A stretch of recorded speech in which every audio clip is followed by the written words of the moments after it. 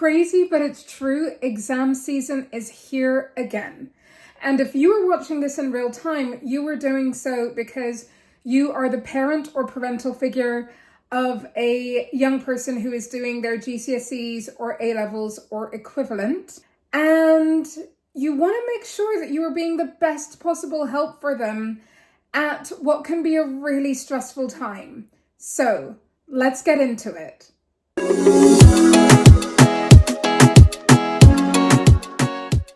I am Gina Visram, a qualified careers guidance professional, career coach, career consultant, content creator, and I am so happy to be with you today to discuss something which may be a topic of conversation in your house, or it may just be something that you're thinking about even on your commute or even while you're at work. As a parent of a 16-year-old or nearly 16-year-old, 18 or nearly 18-year-old, and in some cases, I know a few people who have young people doing GCSEs and A-levels this year, you are likely thinking about how you can best support them.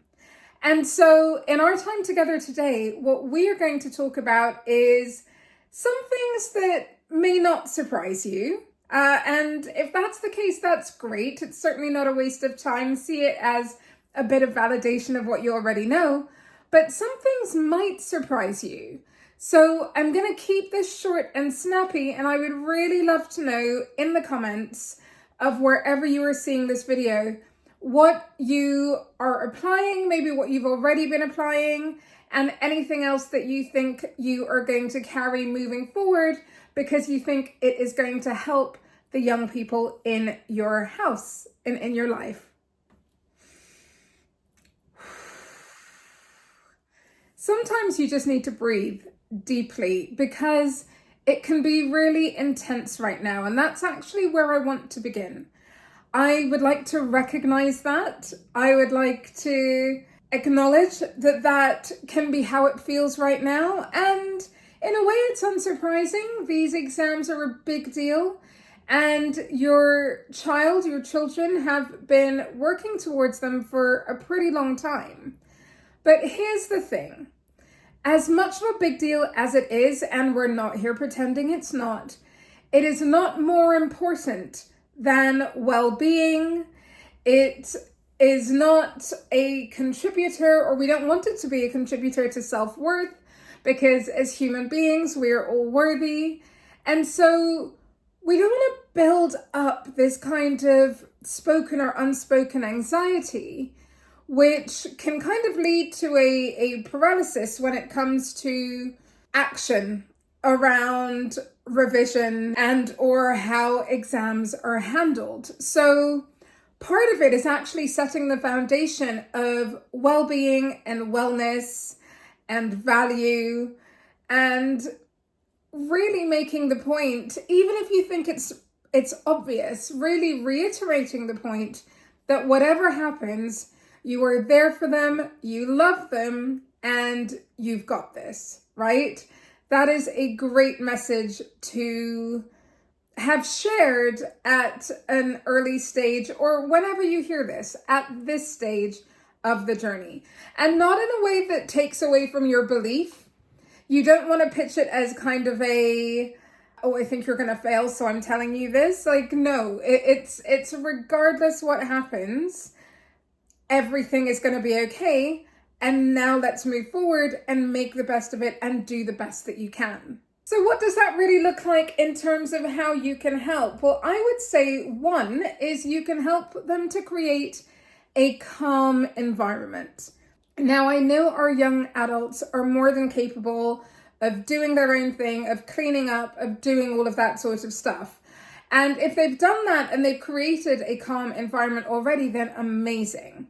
But if they haven't, this is something that you can step in on. This is something that you can do together after school, one afternoon or evening, or indeed over the weekend. Like, actually just take some time, focus on a certain part of the house.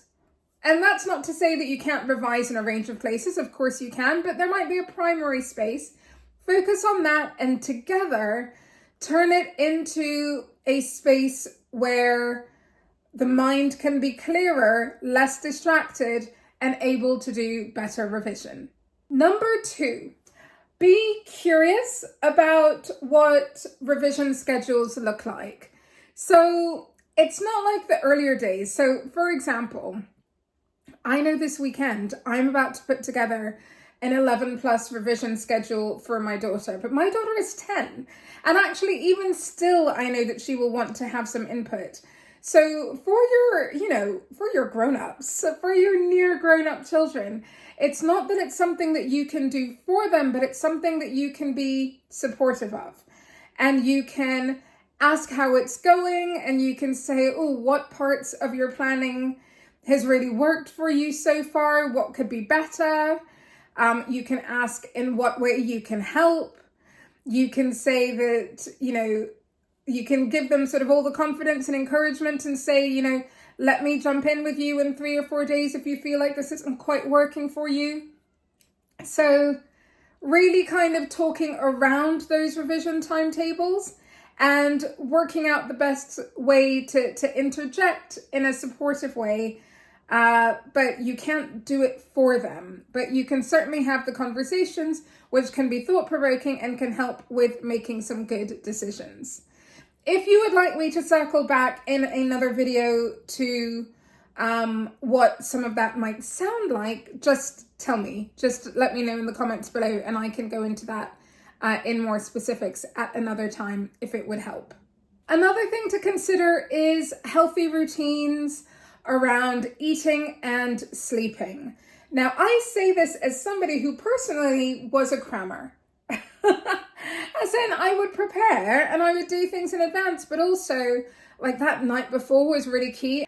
And I remember when I was doing my A-levels, my uncle would sometimes say to me, Gina, if you don't know it by now, you're not going to know it. But I knew myself. I knew that I could pick up, or some of the information would stick even when it was at the 11th hour. So I get how tempting it can be to revise at the last minute and to revise late. And again, if that is working for your child, then if it ain't broke, don't fix it. But often it is better to build some good habits around bedtimes, around food, around things like that. So that might be something that you are able to help with. And that's something that can either be spoken or unspoken or a little bit of both, right? So like the food element of it and what you're cooking and when you're doing it and all of those sorts of things, that can kind of be down to you. You can just sort of be stealthily helping in that way.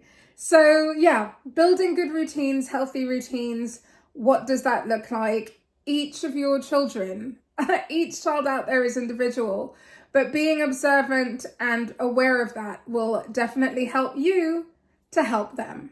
And the last for now of kind of the more obvious hints and tips is to listen. Is to listen to how it's going, listen to how the exams went. Don't be in a rush to fix, but actually just listen. And that is something that will probably really be appreciated. Now, there are some other tips I want to share with you quickly as parents and parental figures, which may not be so obvious. And one of them is actually making sure that not everything is about revision. That doesn't have to be the only topic at this time. Actually, if your child plays football or dances or is into knitting or, loves to bake cookies or whatever it might be, it's really good to be doing those things that are mentally and physically advantageous. So even though, yes, it is kind of head down, this is important season, actually not at the expense of the things which are going to keep spirits up. So do kind of look for that and maybe be aware, kind of observe yourself and see whether you are pushing too much in a direction, which means that some of those loved things and some of those things which can help mental and physical health, just check that you're not discouraging them at a time when actually I would say it's really important to continue them. Likewise, one of the things to consider is how stress is managed.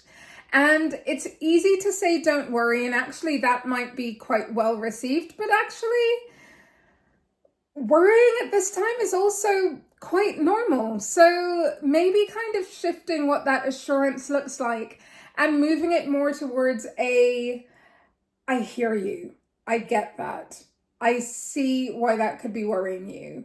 You're not alone, right? I bet that friends and peers and others who are taking exams at this time, I bet that they're feeling similar. And also just kind of navigating conversations around if that worry comes from, feeling really unprepared as opposed to, oh man, that was a really hard paper. Then the kind of treading and dance and conversation around, well, what do you think can change? Either that you change yourself or that we can support you with. What do you think can change to help you feel a little bit more centered and settled about the upcoming exams if you're hoping to leave some of those feeling a little bit better when it comes to the things that are within your control? So yeah, those are some of the things to navigate. Another one that's really important actually is to model calm behavior. I know I had a moment earlier in this video where I did a real kind of, and actually, do you know, a few years ago, I remember reading a book with my daughter when she was clearly much younger, and one of the breathing elements that they talked about, an exercise, was like you inhaled when your finger traced to the top of a finger, and then you exhaled when it went down. Inhale, exhale. So like a...